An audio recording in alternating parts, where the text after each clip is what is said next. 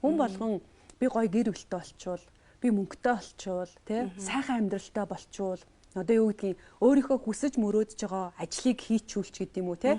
Ерөөсөө өөрийнхөө одоо амьдралын зорилгыг олчуулч гэдэг юм уу. Зарим хүн бол те өр ширнээсээ гарчвал аз жаргалтай болчихно гэл. Зарим нь гэр бүлгүүнүүд нь гэр бүлтэй болчвол аз жаргалтай болчихно гэл. Зарим нь болохоор эрүүлэл байвал аз жаргалтай гэл. Зарим нь бүр хайртай хүнтэйгээ л хамт байвал те урт хугацаанд байвал жаргалтай гэл тэгдэг. А гэтэл эдгээр жаргалууд бол одоо ингэ бодохоор аз жаргал чи 24 цаг 365 хоног хамт байдаг зүйл биш. Үнэхээр биш. А хүмүүсийн хүсэж байгаа зүйл нь ямар ч зовлон үүсэхгүй, ямар ч асуудал үүсэхгүй яг өөрийнхөө хүсэж байгаа амьдралаар байхыг аз жаргал гэдэг. Гэтэл ингэ бодоод үзэх тэгж ойлгоод байгаа байхгүй яг энэний төлөө амьдраад тэгээд ингээд жаргаад явж итэл те амьдралд асуудал гарангуут л унчих гал нөгөө жаргал нь дууссан юм шиг. Гэтэл миний ойлгоод байгаагаар бол энэ зовлон ч юм уу асуудал юм уу энэ бэрхшээл энэ зүйл байдаг болохоор биднэрт жаргалыг мэдрүүлж өгдөг. Жаргалыг тодруулж өгдөг, яг амттай болгодог, утгыг гаргаж ирдэг зүйл нь өөрсдөө энэ асуудал бэрхшээлүүд байгаа гэсэн үг байхгүй юу? Гэтэл хүмүүс болохоор энэ асуудал бэрхшээл юмнуудыг авахгүйгээр жаргалтай хичээл та. Дандаа жаргалтай хичээл та. 24 цаг жаргачихъя л та. Унтахтаа жаргаад, босохтаа жаргаад тий. Бүрстөө бүх үед жаргалтай байх гэдэг. Энэ нь хүмүүсийг зовоогоод байд юм шиг санагддаг надад. Энэ жаргалыг мэдрий гэж байгаа бол минийхаар зовлон жаргал хоёрыг аль альнийг хүлээн зөвшөөрч авах хэрэгтэй юм шиг байна. Тийм бааз. Одоо энэ бид нар чинь нөгөө ингээд тэгдэж штэ. Дандаа жаргалтай байгаа гэвэл зовлон гэрөөсөө мэдрэхгүй. За тэгээд амьдралын гоё юм байхгүй. Бараг уйдах уу тий. Бүр дандаа жаргалтай, дандаа хайрлуулад, дандаа инээгээл те бүх юм нь хангалуун болоод ирвэл хүн бараг өөрөө зовлон үйлдвэрлэх байх гэж би боддог байхгүй юу? Аз жаргал гэдэг чинь минийхаар ийм жоохон зүйл байд юм шиг байна. Түр хугацааны. Яг нэг ингээд хэсэгхэн хугацаанд ингээд нэг хүний нэг мэдрэгдээд байдаг. Гоё нэг үе байдэн штэ. Яг одоо л би ямар гоё байна. Хөөх дуртай машин авчлаа штэ. Хайрлуулж штэ. Хөөхөн хүүхдээ гар дээрээ тэрвэрж штэ те. Мөрөөдөл биелжлээ штэ гэд нэг хэсэгхэн хугацааны зүйл байгаа байхгүй.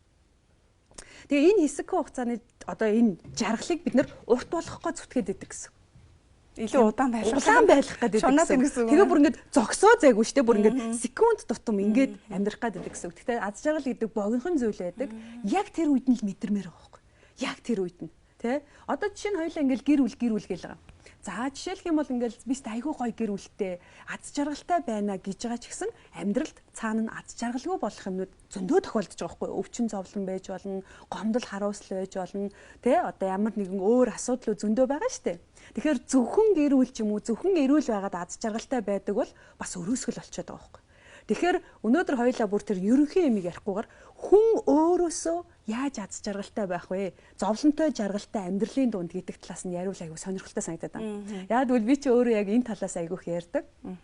Одоо миний хувьд коуч хийгээд явж гин. Тэгээ ингээ энэ олон жилийн хугацаанд хичнээн гоё юм ярьж байгаа ч гэсэн амьдралд асуудлууд байгаа шүү дээ.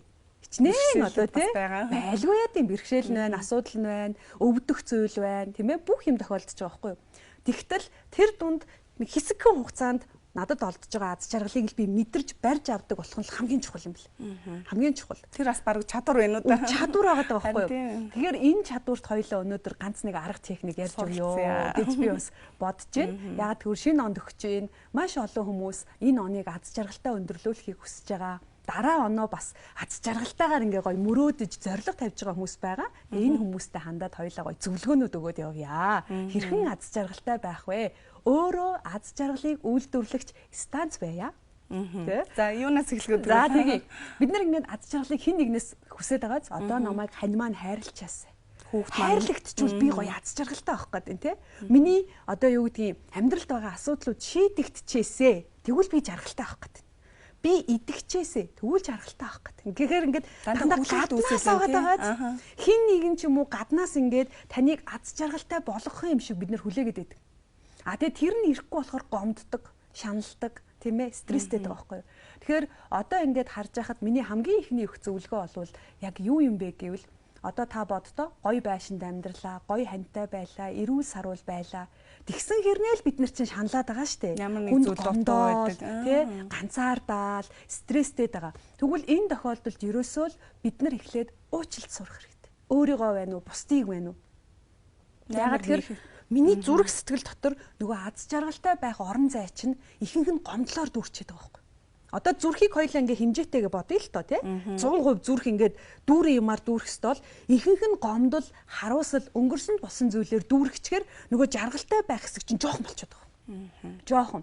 Тэгэхээр хамгийн түрүүнд тий дотроосоо зүрхээ суллах, уучлах гэдэг тийм хамгийн чухал зүйл байгаа байхгүй юу? Суурин юм байна. Хамгийн чухал зүйл. Бид нар ингээд нэрээ бодоод үз гоё далайн хэрэг дээр гоё хідэн давхар хаус ингээл тансаг амьдралаа гэж бодоход дотроо дүүрэн гомдолт хийсэн бол ямар юмны жаргал байх юм. Гэхдээ гаднаасаа бол жаргалтай харагдана. Мөнгөн дутагдахгүй байна. Мөрөөдөл нь бэлэн байна. Дотор хоосон байна. Дотор хоосон байгаа байхгүй юу? Тэгэхээр аз жаргал гэдэг зүйлийн их үндэс нь та өөрөө гэсэн. Та өөрөө. Та өөрийнхөө зүрхийг гоё суллаад, уучлахыг уучлаад, гаргаад, хайрлаад, өрөвдөөд ингээд ирэх юм бол аз жаргал ихээр орох зай гарч ирдэг гэсэн. Тийм үү? Манайхан ч тэр намайг тэгсэндээ гэж бодхоос л гомдмоор үе байгаад идэг шүү. Тэрийг яах юм? Тийм яаж уучлах вэ? Харин тий. Одоо ингэнгүүт яаж уучлах уу гэж хэлж байгаа байхгүй тий.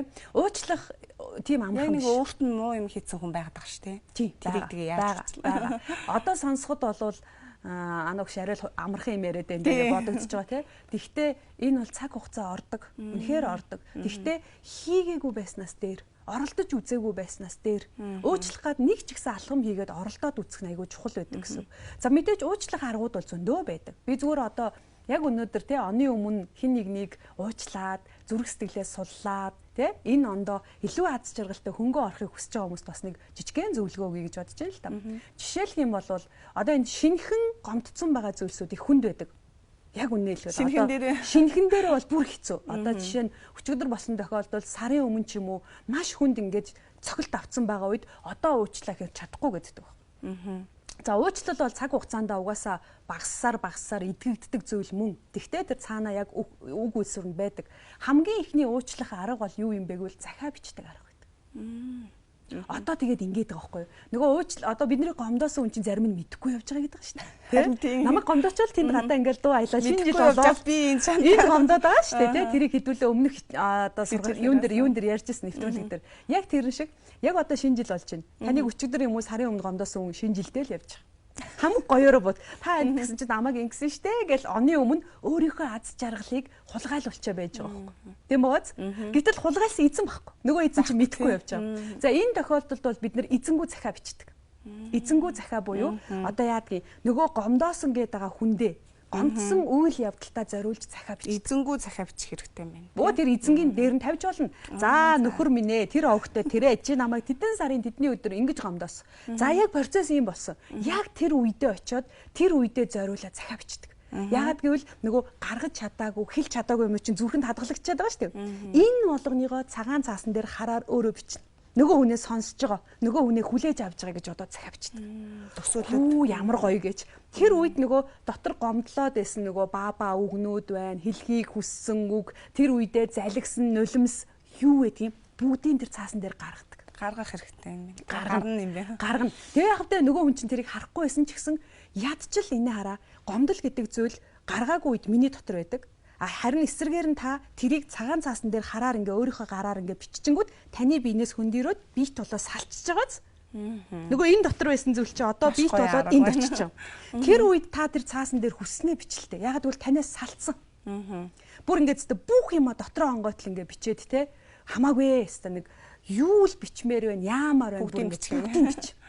Тэгээ ингээ бичээд дуусангууд ингээ хүн ингээ онгойдог байхгүй. Бүр ингээд тэр их гомдол чи ингээд таны биенээс сая чөлөөлөгдөх юм. Маш гоё чөлөөлөгддөг. Тэгээ хамгийн сүүлд нь одоо баг 95% нь гомдол гарна дөө. Гон гээл те уйлал мэлнэр нулимс чинь бол бүр ингээд замраагүй гараад бүр хамаагүй тэр мэрийг зүгээр орхи. Ихэр татаал бичээдээ бүр хамаагүй. Тэгээ аяндаа ингээд сүүлийн 5% үлдэнэ. Яг тэрэн дээр нь тэр захиандаа баярлалаа гэж оруулдаг. Заавал талархдаг. Би ийм их сурсан биз дээ. Чи намайг ингэж гомдоосон ч гэсэн би эндээс чи ийм их юм ухаасан байна. Дараагийн удаа би ингэж алдаж болохгүй юм байна. Сайхан хөнгөрлөө. Би чамайг тавиад явуулчлаа. Тийм ээ? Ямар гоё юм бэ? Баярлалаа гэт. Одоо чи дахиад намайг зовохгүй чамайг гаргацсан юм чи ингэж өөрийгөө хөнгөн байлгаж болно. Бүр өөртөө эмч хийж штт. Өөрийгөө ангааж эмчилчих нь. Айгуу гоё байгаад зүгээр нөгөө сэтгэл зүйн хувьд бол терапи гэж ярьдэн штт. Сэтгэл зүйн засал өөртөө хийж гин гэсэн үг байхгүй юу?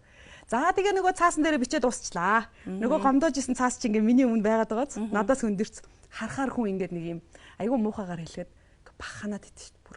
Яг хийгээд дуусны дараа гаргачлаа шүү дээ. Чадчихлаа. Ямар гоё юм бэ те гэд ингээд гис намайг зовоож исэн зүйл ингээд миний өмнө байж ах гэж гээд. Тэгэнгүүт тэр цаасыг яадаг гэж та ингээл шар гэл урах ямар гоё мэдрэмж. Бас гоё мэдрэмж. Бас гоё мэдрэмжтэй. Намайг гомдоо тэгээ ингээд ураад хогийн саунд хийхийг хориглолтын шүү манайхаа. Хогийн саунд хийх шатаах уу? Шатаах хэвээр. Шатаах нь бүр хамгийн гоё. Тэр ингээд шатж яхад нөгөө юу гэдэг нөгөө дотор байсан уучлал чинь жинхэнэ явна. Нөгөө гомдол чинь таны биенээс ингээ үгүй болдог. Тэгээ 100% болгоно. 100%. Тэгээ ингээ үнс нь үлднэ дээ. Тэр үнсийг бүр ингээ зорж очиж жагаад цонхоор гаргаж жаад үлээгээд үз. Зүгээр л тэр ингээл агаарт замхраал байхгүй болвол нөгөө дотор зовоож исэн зүйл байхгүй болт. Сөрөг мэдрэмж ч гэсэн байхгүй. Бүх юм үнэхээр гоё мэдрэмж. Яг энэний дараа бол та нөгөө аз жаргал гэдэг юм утгаар нь мэдэрнэ. Энэ нуруунд дээр байсан буул хар чулууг аваад тавьчихсан юм шиг тий. Бүр ингээд дотроосоо инээд ингээл энийг гоё хөнгөрөөл явж байгаа. Гоё тий. Бүр ингээд нар мандцсан юм шиг. Нар байгаа штэ угаасаа тий. Тэгэхэд ингээл бүх юм гэрэлтэй болцсон юм шиг маш гоё мэдрэмж төрдөг. Илүү гоё гэрэлтэй болно. Маш гоё. Тэгээ оны өмнө гомдлогоор энэ оныг дуусгаа дараа он руугаа шилжих ямар гоё мэдрэмж вэ. 31-ний орой ихэнх тохиолдолд тий уучлалцсан гэж бодоод яваад идэг. Дутуу дүр эсгээд идэг тий. Ихэнхдээ дутуу уучлалцсан юм шиг байдаг. Дутуу уучлалцсан. Тэр үедээ болчлоо гэж боддог ч гэсэн тэр процесс дараагийн удаа дахиад болоход нөгөө далд нууцсан худлаа уучлал чинь гарч ирээд улам зовоогоод иддэг байхгүй юу. Тэгэхээр саяны аргыг бол бид нар оны өмнө би бүр ихээр хийгээрээ олон удаа би бол 4 удаа хийжсэн. Тэр заавал хийгээрээ 4 удаа хийжсэн. 4 удаа хийжсэн. Эхний 3 дээр нь бол би сайн чадаагүй. Нэг худлаа юм шиг санагдаад. Тэгээд ингээл уучлчих юм уу гэд ингээд хүн бариад ит юм л. Ингээд нөгөө үнэхээр гомдчихсэн учраас тавьж явуулж чадахгүй цуултаад ит юм лээ. Тэгээ дөрөвдөр бол бүр ёстой утгаар нь бүр ингээ бие суллаад бүрэн сурсан юм шүү. Үнэхээр сурцсан, үнэхээр гоё байсан. Тэгээд тэрний дараа бол одоо бид хоёрын яриад байгаа сэдв аз жаргал гэдэг зүйлийг би өөрөөсөө одоо нөгөө үйлдвэрлэх тий нөгөө нэг саваа бэлдсэн гэдэг юм уу? Тийм гоё юм болж ирсэн. Тэгвэл хамгийн чухал зүйл нь бол уучлах. Харин тий аз жаргалтай байх арга юм тий. Тий. Тань таалагдж байна саяны арга. Маш гайхалтай.